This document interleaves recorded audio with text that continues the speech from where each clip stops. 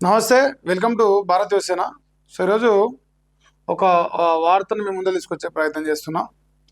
తెలంగాణ రాష్ట్రంలో చాలా ప్రాజెక్టులకు కేంద్రం అనుమతులు వస్తలేవని చెప్పేసి ఎప్పటి నుంచో కాంగ్రెస్ ప్రభుత్వం ఉన్నప్పుడు కావచ్చు, బీఆర్ఎస్ ప్రభుత్వం నుంచి కావచ్చు, చాలా రోజుల నుంచి చర్చలు ఉన్నాయి.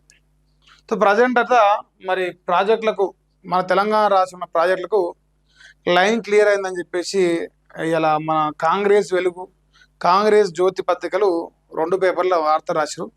ఒకసారి ఈ వార్త చూసిన తర్వాత మిగతా విషయాలు మాట్లాడే ప్రయత్నం చేద్దాం.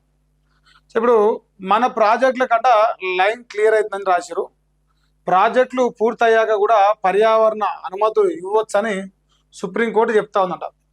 పాలమూరు రంగారెడ్డి, సీతమ్మ సాగరు, డిండి, గౌరవెల్లి పర్మిషన్ల విషయంలో సర్కారుకు ఊరట లభించింది. అంటే మొత్తం 4 ప్రాజెక్టులు, పాలమూరు రంగారెడ్డి కావచ్చు, సీతమ్మ సాగర్ కావచ్చు, ఇది డిండి అంటే మా దగ్గరనే, తర్వాత గౌరెల్లి, ఈ 4 ప్రాజెక్టుల విషయంలో పర్మిషన్ల విషయంలో సర్కారుకు ఊరట లభించిందంట.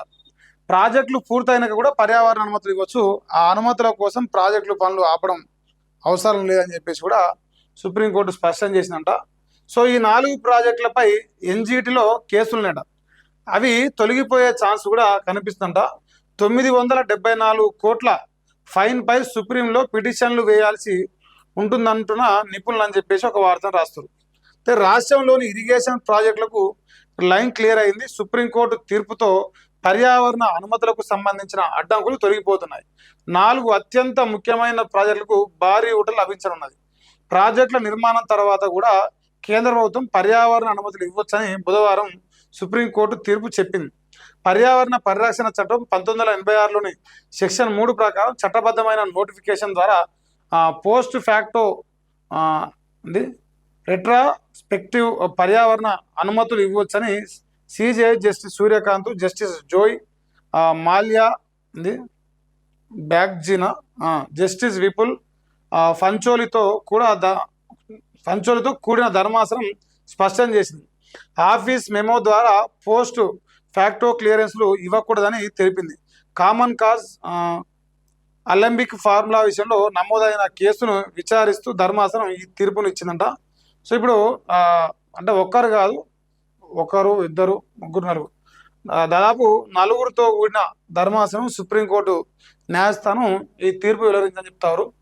మేజర్గా ఏంటంటే పర్యావరణ అనుమతులను దృష్టిలో పెట్టుకొని ప్రాజెక్టులను అడ్డుకోవద్దు.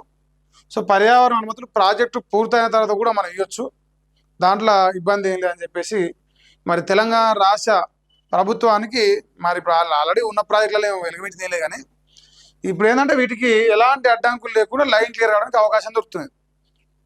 ఇదే వార్తను మా రాధాకృష్ణ కూడా రాసిరు, అందరు రాసిరు. ఇప్పుడు వీళ్ళు ఏంటంటే కాంగ్రెస్కి అనుకూలంగా ఉంది కదా ఇంకా పేపర్లు నింపేస్తారన్నమాట. పేపర్లు నింపే ప్రయత్నం చేస్తారు. ఇప్పుడు మంచి ఏదని ఉంటే మాది, చెడు ఏమని ఉంటే అది కేసీఆర్ లేదంటే బీఆర్ఎస్ పార్టీది. మనం చెప్పవలసింది ఏంది, ఇప్పుడు లైన్ క్లియర్ అయింది, ఓకే. అసలు ప్రాజెక్టులు కడతారా? పాలమూరు రంగారెడ్డి రేవంత్ రెడ్డి కట్టించుకుడా, సీతమ్మ సాగరు రేవంత్ రెడ్డి కట్టించుకుడా, లేదంటే మా డిండి ప్రాజెక్ట్ అయితే మొత్తం అది అయిపోయింది. అది నల్గొండ ప్రాజెక్ట్ కాదు, అది మహబూబ్ నగర్ ప్రాజెక్ట్ అయిపోయింది.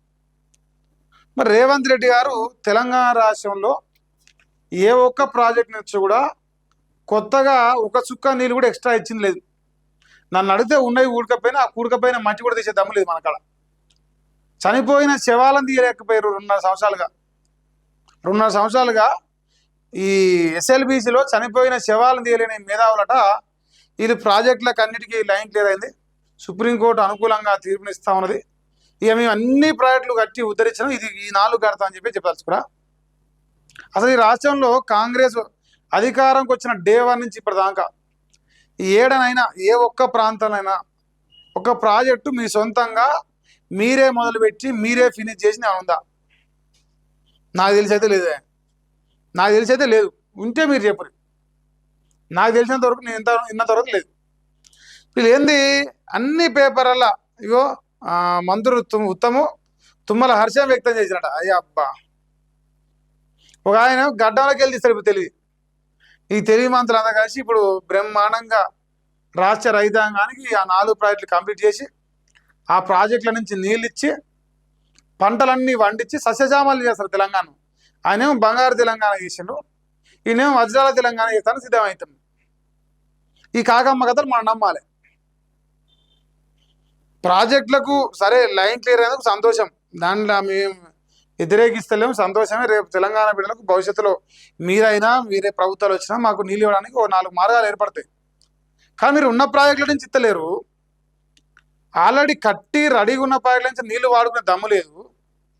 ఆ కాళేశ్వరాన్ని బూచిగా చూపించి దాన్ని ఆంధ్రాకు నీళ్లు మళ్ళిస్తున్నారు. ఇటు పోతే నాగార్జున సాగర్ శ్రీశైలం నుంచి అసలు నీళ్ళే వాడకుండా వాడు దోడుకొని పోయినాక అప్పుడు పోయి మంగళారతి పాట పాడతారు. మీ వ్యవహార శైలికి రాష్ట్ర రైతాంగం నీళ్ళు ఇచ్చే ఉద్దేశం లేదు. మరి ఇప్పుడు ఈ ప్రాజెక్టులల్లో క్లియరెన్స్ వస్తేంది, క్లియరెన్స్ రాకపోతేంది? మీరు క్లియరెన్స్ రాకపోయినా లేదంటే క్లియరెన్స్ వచ్చినా మీరు పీకగలిగేది 0. నిజం కాదానే? అది కథ కనిపిస్తుంది. రాస్తారు బానే. సో మరి సుప్రీంకోర్టు ఇచ్చిన తీర్పుతో తెలంగాణ రాష్ట్రంలో కాంగ్రెస్ పార్టీకి పాపం ఒక మంచి గుడ్ న్యూస్ అంట. మరి అందుకే ఈ వార్తను మీ ముందు పెట్టే ప్రయత్నం చేస్తున్నాం. Thank you so much.